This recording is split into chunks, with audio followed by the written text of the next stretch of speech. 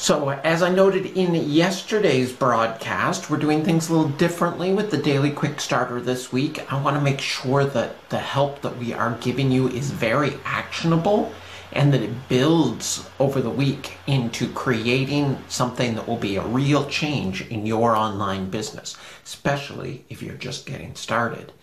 So, this week we have defined as being niche week, or niche, however you want to pronounce it. Say that every day. So the idea of this is that if you've been struggling with picking the niche that you want to focus your business on, or if you're looking to expand into a new niche and are wondering what you should do in a new niche to pick a new niche, then that is where we are here to help. So yesterday we talked about the fact that a niche is a very narrowly defined subset of a market. So if you're very interested in health and fitness, rather than saying, hey, we want to lose weight, we say, hey, no, we are going to help soon-to-be brides lose weight on their wedding day, before their wedding day, so they'll look great in their dress. That is, a much more finely defined niche, and that's what you need to do in order to be attractive to people. Because like most marketing, if you try to be general and be good for everyone, what happens is you end up exciting no one. So you end up making no business and no sales because no one is saying, hey, this is exactly what I need right now. So you have to keep that in mind. So today, well, like I said, yesterday we talked about niche marketing in general, and we talked about the 4 characteristics of a great niche. And that is the people in it are irrationally passionate, they're great in number, they're easily reached, and they're willing to pay. Those are the 4 things you need in any niche to make it a good niche for your business. So everybody says, well, that's great, but that doesn't give me any indication as to what would be a good niche for me to choose. So the ultimate goal when you are choosing a niche is you want to be able to come up with a niche statement. A niche statement is the core of defining your niche. And remember, in all ethical marketing and ethical money making, it comes down to adding value to other people. So it's about how you're going to add value to people in that niche. So with that in mind, your niche statement defines that. It defines who you serve, how you're helping them, and why they want to make the change that they're looking for you to help them with. So here's the format of a niche statement. And it'd be a little easier, it's kind of hard to do on Periscope, it'd be a little easier if I could write it on a whiteboard back here. But the format of a niche statement is, I help, and then you fill in who you help.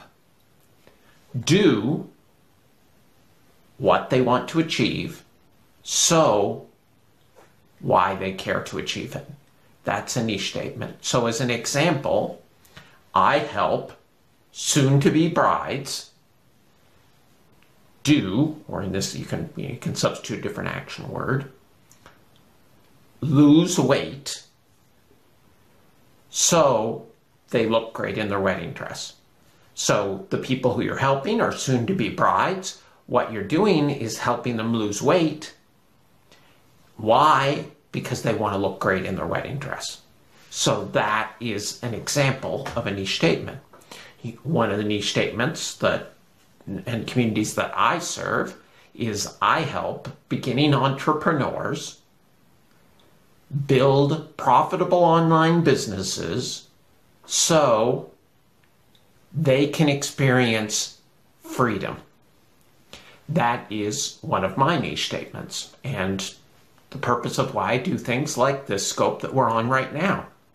So that's what you want to look for and what you're trying to create for your niche. But then still a question of, well, who should I be helping and what should I be helping them achieve? And generally, with most people, there's kind of 2 approaches to come about. One, you might already be helping people. You might already have a skill that you're helping people with. Maybe it's for free, maybe you're not being paid for it, but maybe it's something that you could be paid for, something you could build a business around. Do you already have a skill that is in demand that people are asking for help from? And if so, you can look at that and you can try to write your niche statement around it.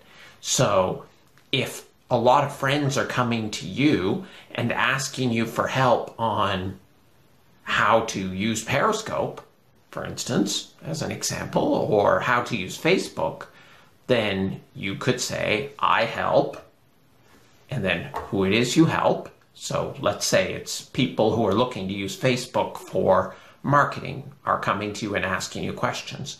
So you could say, I help people interested in Facebook marketing do more effective use of Facebook so they can get more signups and sales and connect with their audience.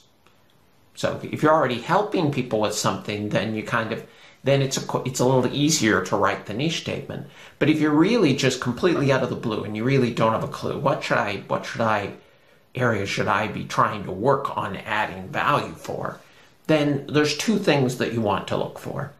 If you're looking for a completely new niche, there's two things. And one is there something that you're very passionate about? Something that if you spent all of your time learning and helping people in that area, it would be okay by you. The kind of thing that you can never get enough of. Everybody has those things. Maybe it's motorcycles. Maybe it's online marketing. Maybe it's knitting. What is it that you just love to do and have a great passion for that you could never get enough of?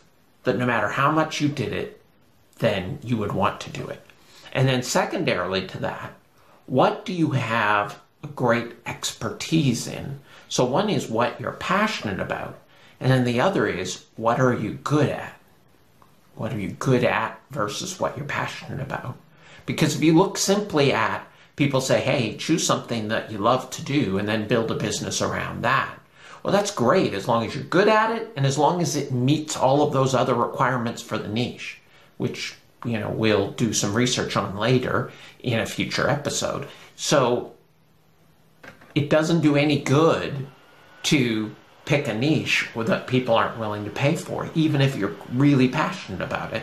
Because as I've always said, there's no way to kill a passion for a topic than creating a business around it and having that business fail. So you have to take into account passion, you have to take into account expertise. But when you're talking about expertise, you don't have to be an expert per se. You don't have to be the best in the world or, really, really good. All you have to be is better than the people that you're trying to lead. You don't have to be a great fitness expert and in perfect shape to help soon-to-be brides lose weight. All you have to do is to know more about it than they do, or to know a particular way, a particular unique process that you have that would help them accomplish that. You don't have to be a world's expert. Most people feel, I don't know that well enough. I'm not a big enough expert to be able to create a niche and publish content and help people with that. But the reality is that a fourth grader can help a second grader with math, but they don't know an awful lot about math. All you have to be is further along in the maze than the person that you're trying to help. So keep that in mind when you're choosing it. So look at your passions, look at your expertise, look at areas where you're already helping people, and from that come up with a list of 5 or 10 ideas. Then start to write niche statements for them. Who is it that you're helping? I help who, do what, so why. Write niche statements for each of those 5 to 10 different things that you can come up with that are potential ideas. Then, in the next episode, we'll start doing some research to figure out which one is the most viable, which one is the best one.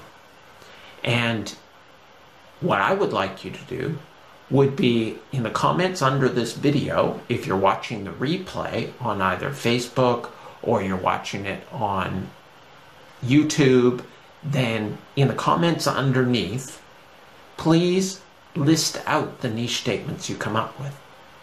Remember, follow the format. I help who you help do what they want to achieve, so why they want to achieve it. Write your niche statements underneath and we'll give feedback and we'll talk about them. But remember, super specific, very subset of a larger market, so that you can create content that is very specific for them and they'll say, hey, that's for me.